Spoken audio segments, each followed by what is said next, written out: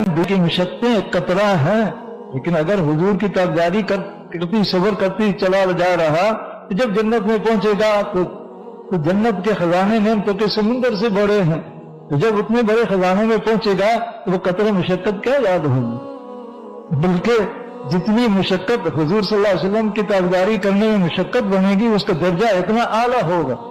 इसलिए ये भी आता है जो हुजूर सल्लल्लाहु अलैहि वसल्लम की ताबदारी करती हुई दुनिया में तकलीफें आई उन पर सब्र करते गए, उस सब्र पर उनके दर्जे ऊंचे होंगे।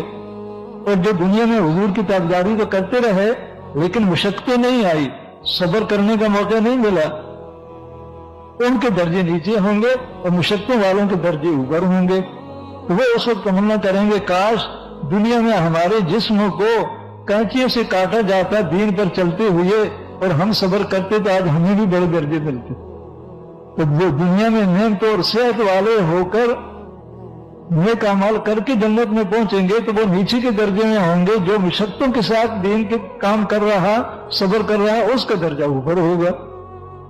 तो बहरहाल कामयाबी का दिन क़यामत का दिन है। उस दिन सामने होगा कौन कामयाब है कौन नाकाम है। इसलिए ईमान का ऐसा है कि क़यामत के दिन को सामने रखे कि क़यामत के दिन मुझे कामयाबी का फैसला मिले, नाकामी का फैसला ना।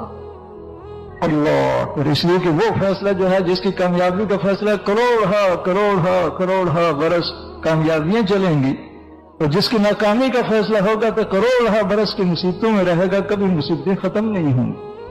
तो भाई ईमान का हिस्सा है कि क़यामत के दिन को सामने रखे कि मेरे लिए क़यामत में क्या फैसला होगा और किस पर होगा।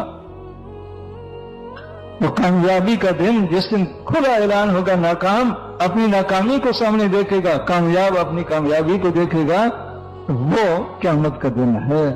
इसलिए ईमान का हिस्सा है कि क़यामत के दिन की कामयाबी को सामने रखकर चले।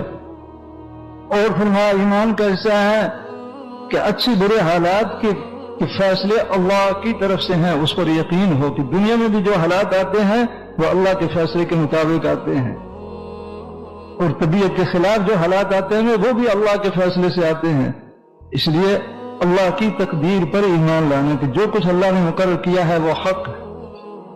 अच्छे हाल आए तो अल्हम्दुलिल्लाह पढ़ना, और मुशक्कत के हालात आ जाएं तो वो भी अल्लाह के फैसले से। तो अल्लाह के फैसले से जो आया है तो वो हक है, उससे हक माने, और आला दर्जा है कि मुशक्कत के हालात पर भी अल्हम्दुलिल्लाह पढ़े। इसलिए अल्लाह का फैसला हर फैसला काबिल तारीफ है।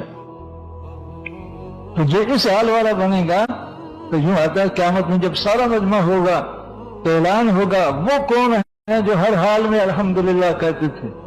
तकलीफ आई तो भी अल्लाह के फैसले से, बीमारी आई तो भी अल्लाह के फैसले से आई, अल्हम्दुलिल्लाह उसका फैसला काबिल तारीफ है।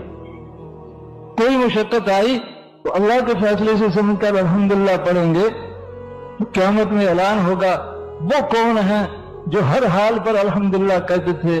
तो जो मुसीबतों के वक्त भी अल्लाह का फैसला समझकर अल्हम्दुलिल्लाह कहने वाले होंगे वो खड़े होंगे। जो खड़े होंगे तो हुक्म होगा जाओ तुम्हारा कोई हिसाब नहीं, बगैर हिसाब के जन्नत में जाओ। तो तकदीर पर तकलीफ का हाल आ गया, वो भी अल्लाह के फैसले से आया है, इसलिए उस पर भी अल्हम्दुलिल्लाह कहना। कोई हाल भी उसके फैसले के बगैर नहीं आ सकता। बाकी यह है कि हम कमजोर हैं, तकलीफ वाले हाल मांगने नहीं, आ जाए तो उस पर राजी रहना, अल्हम्दुलिल्लाह कहना, और अल्लाह पाक से तकलीफ वाले हाल के दूर होने की दुआ मांगना।